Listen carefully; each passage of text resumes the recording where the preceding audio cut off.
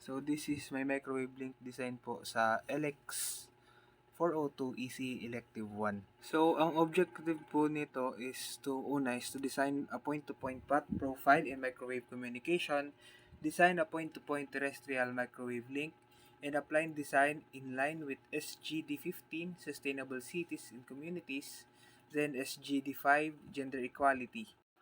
So, ayan. Ito po yung path profile ng aking location sa ginawa. So, ang point-to-point microwave link na po ito, it was planned between two locations within Kasiguran, Sorsogon sa Barangay Punong and Barangay Lagadian po. So, these sites were identified using Google Pro by selecting appropriate transmitter and receiver locations and forming a straight communication path, also referred to ito pong path profile. So, ito po yung sa transmitter location. Yung susunod po dito is yung sa receiver location.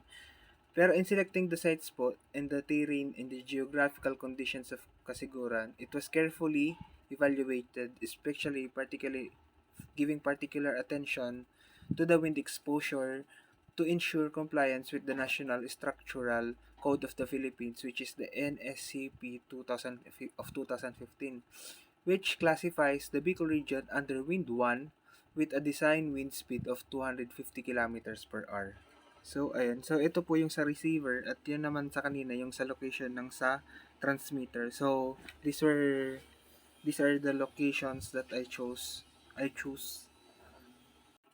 So, ito po, again, ito po yung transmitter to receiver link. It was discussed before in the first activity nung sa paggawa ng path profiling. So, ito po yung data dyan dun sa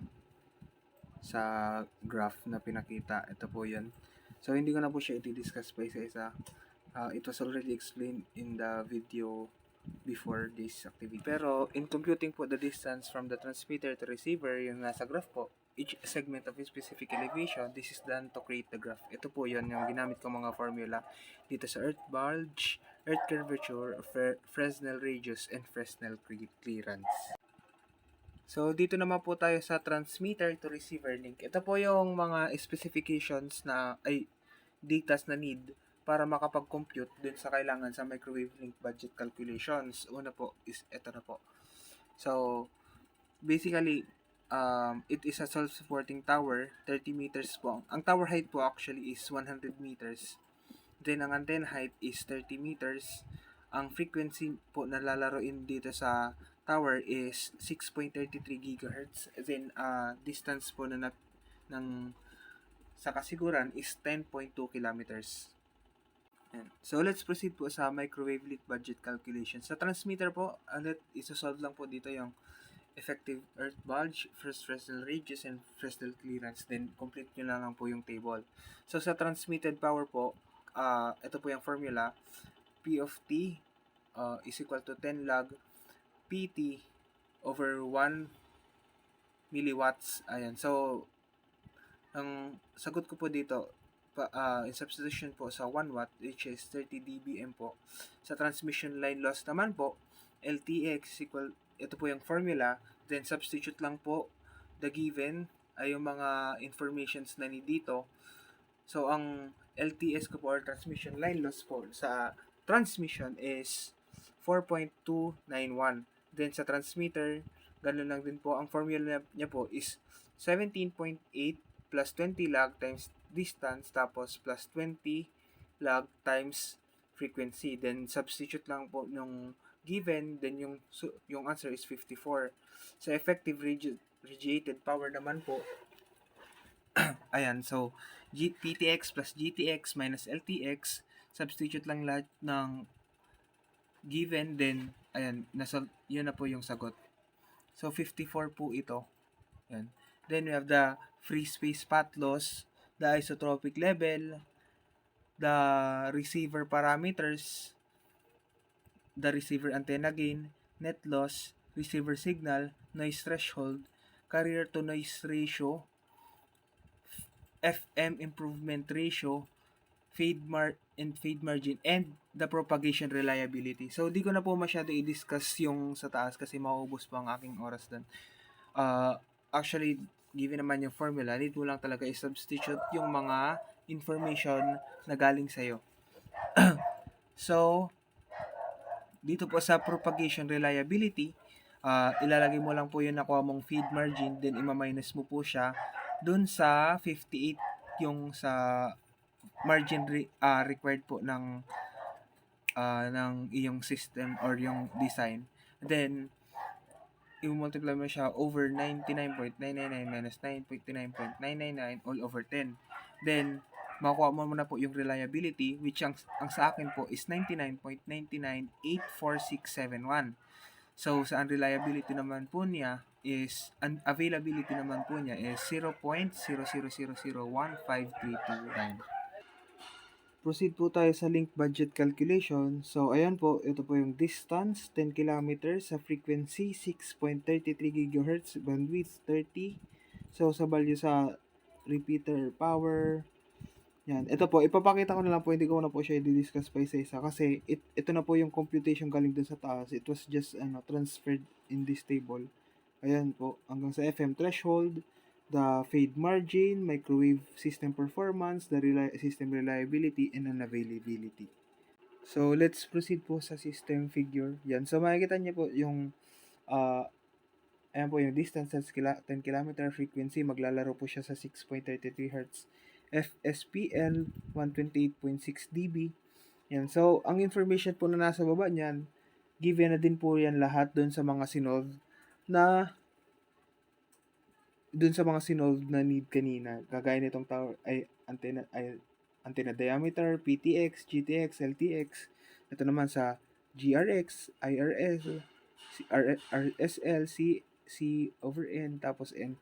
Lahat po to ay nandun na din naman. Hindi ko na po siya masyadong i-discuss kasi yun lang naman po talaga yung explanation niya para maka-move forward na po tayo dun sa pinaka-important part. And ito naman po yung sa table or sa graph nung ito po yung power graph nito. So, bale, ito po yung PT, LTE, IRP, IRL, GT. Ganito po yung mag-flow yung signal from transmitter to receiver. Now, move on na po tayo dito sa important part ng paggawa ng tower is yun sa consideration kung ano yung bibilhin. So, ayan. So, ang napili ko pong tower is yung ROH and a brand na RSL, Self-Supporting Tower, which is a 419,998,000.55 pesos. Dahil po ito po ay 100-meter tower, dalawa po ang kailangan nito, isa sa transmitter, tas isa naman sa receiver side.